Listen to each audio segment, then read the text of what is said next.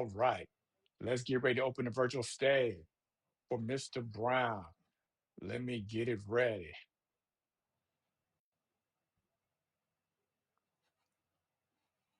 Give me a second here. All right, My Mr. All Brown, there you right. go. The Give me a stage second is here. yours. I can't see myself. We can hear Oh, are you. you ready, Mike? We can hear you. You can hear me? Yes. Yeah, we can hear you. Yes. We can All right. see you. Yeah, we can hear you. We can see. All right. Can you see me? Yes. Yes. All right. So you can see me. Y'all can see me. I just can't see y'all. How y'all doing today? How's the family doing? We doing good. The virtual people are Good. The ready. virtual people are ready. Awesome, awesome, awesome, awesome, awesome. Everybody, my name is Brown Charite, aka Mr. Resilient.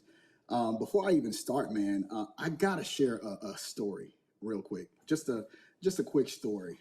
This morning, my son had a breakdown, and it was pretty wild when this morning he found out that his sister lost her baby, and it was a very very difficult moment for him. It was a difficult moment for all of us. But I had to kind of quiet him down and get him straight, get him back together. And last week, I was working on some things inside of the office, and his cousins were here, and we actually named some of the buffaloes that I have incorporated inside of my marketing. And so one of the buffaloes' name is Favor, and the other one is named Resilient. And the reason that I named the buffalo Favor and Resilient is that those are two things that I needed when I was going through the storms of my life. And one of the reasons why the buffalo is my symbol, right?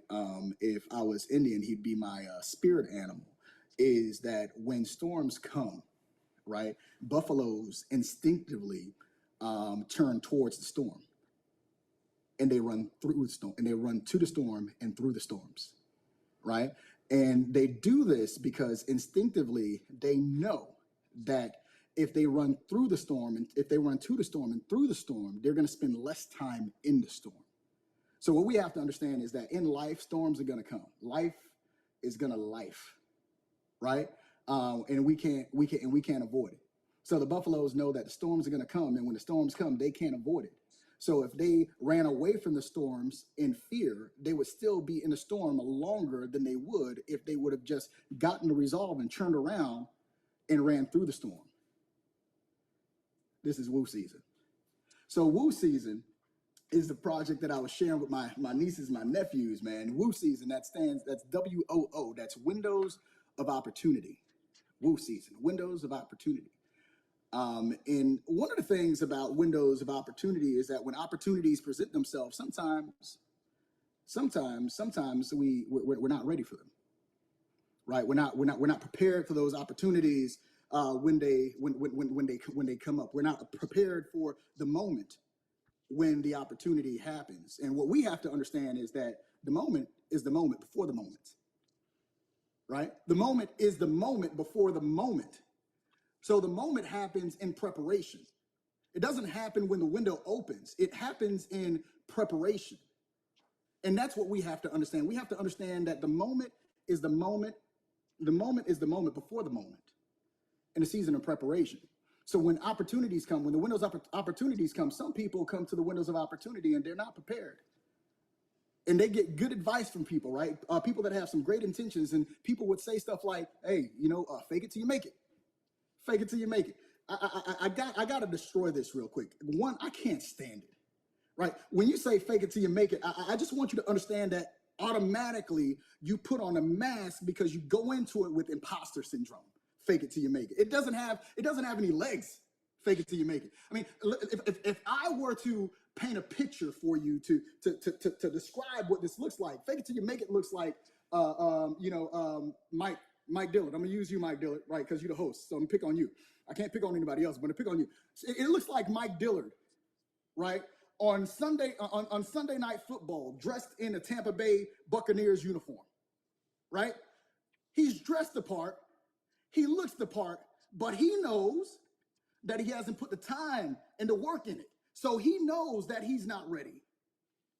And when the game starts, the game's gonna figure him out. So that's the danger of faking it till you making it. The game will figure you out. The people that you're doing business with will figure you out. The situations when the pressure comes will figure you out. So it's dangerous to fake it till you make it. So let's replace that today, right? Let's replace fake it till you make it with believe and be who you seek to become. Yeah, I'm gonna say that one again. Y'all might not be shouting, but I'm gonna shout on that one. I'm gonna be my own praise corner right here. Believe and be who you seek to become. See, the thing is, believe and be who you seek to become automatically implies that you know where you're going, but you're not there yet, but you're gonna do the thing that requires to get you to where you need to be. Believe and be who you seek to become. It says that you're gonna respect the process along the way. Believe and be who you seek to become. See, the thing is, it allows you to be honest. It allows you to be real. It allows you to be authentic. It allows you to have grace when you make the mistakes because you understand that you're still in the process of becoming. I love it. Come on, man. Hey, you know, I'm having fun today. I'm having fun today. I don't know about y'all, but I'm having fun today. I remember when I was young, right? And it doesn't look like it right now, but it is. It's true. I remember when I was young, I actually had a speech impediment when I was my son's age. My son's 10 now. And when I was young, I was doing speech therapy for about 2 years. And my speech therapist told me that she wanted to put me into a public speaking contest. And I'm like, yo, this woman wants to put, you know, the stammerer, that's all, folks. She wants to put this guy into a speaking contest. And I was like, okay, I'm game. And so we would practice for 3 months, 2 days a week, this speech called Because My Mama Told Me So. It was so cute, guys. I was a little 9-year-old boy. My ears were the same size as they are today. So like literally my face adjusted to the size, right? So it was cute. Like it was cute. I was a 9-year-old boy, cute boy. And my hook was, you know how I know? Because my mama told me so. So the first speech that I gave at 9 years old, my son's age, and I got the article and I showed my son the article a couple of weeks ago. The first speech that I did from a guy who was stuttering 3 months prior to that date, I won second place in this speech competition out of 35 students. And did you know they put your little boy on tour? I was going all throughout Palm Beach County to all these different public schools, standing in front of hundreds of students. Do you know how I know? Because my mama told me so. See, the moment was the moment before the moment because I practiced for 3 months leading up to that. I didn't just enter into a speaking competition. And I like to say that it was my first paid speech because I won $1,000 in a BMX bicycle. Can you feel it, brother? Right? I won $1,000 in a BMX bicycle on my first speech at 9 years old. And 30 years later, guess where I'm at? Right here. Your boy's right here doing public speaking. Your purpose shows itself to you when you're younger. Sometimes it's looking at you in the mirror and you don't even recognize it.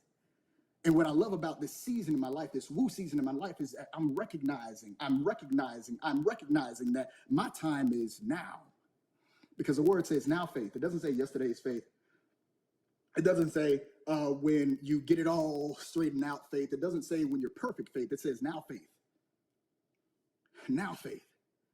And what I want you to understand is that when we're talking about woo seasons and these windows of opportunity, sometimes we can't experience a window of opportunity because we're not prepared for it.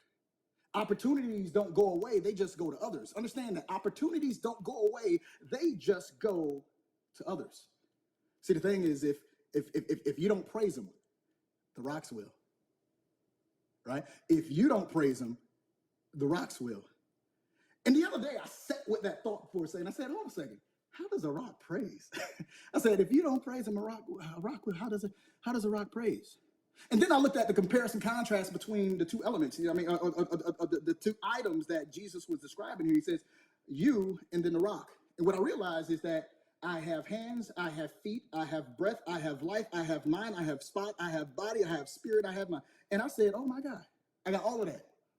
And then when I looked at this rock was an inanimate object. It had nothing but physical structure. But sometimes,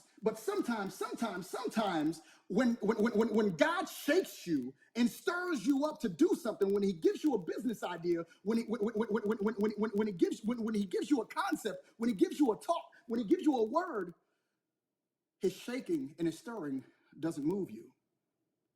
But when to shake and stir the rock begin to praise because rocks move. The way that rocks speak is because rocks move. And God has been trying to stir you up. He's been trying to get you to, and you still haven't moved. Rocks speak when they move. Don't let a rock outpraise you. Don't let a rock outmove you because it's actually not equipped to do the thing that you have the natural God-given gift to do. Don't let a rock outpraise you. Don't let it outdo you. And who are the rocks? Who are the rocks? Who are the rocks?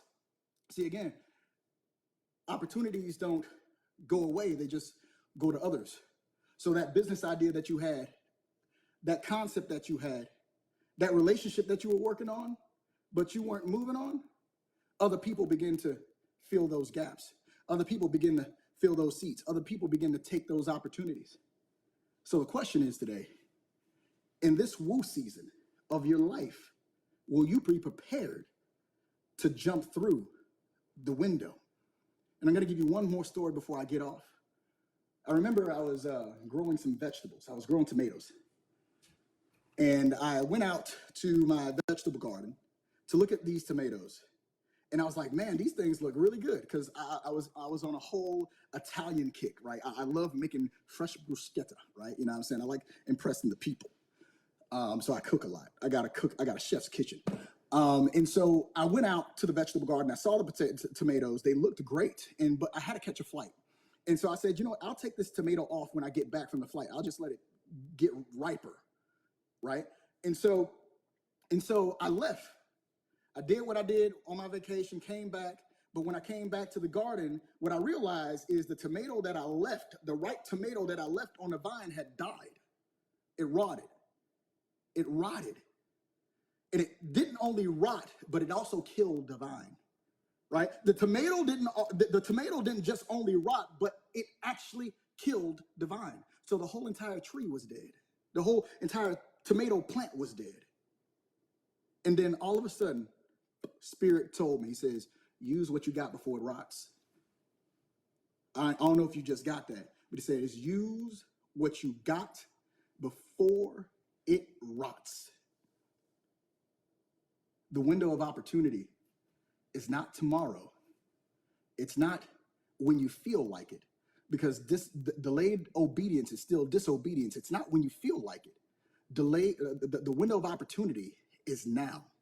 So before you lose it, because we are finite beings, God is an infinite God, but we're finite beings, and so is our purpose. Use what you got before it rots and enter into your woo season. Thank you. I love you guys. I'm out.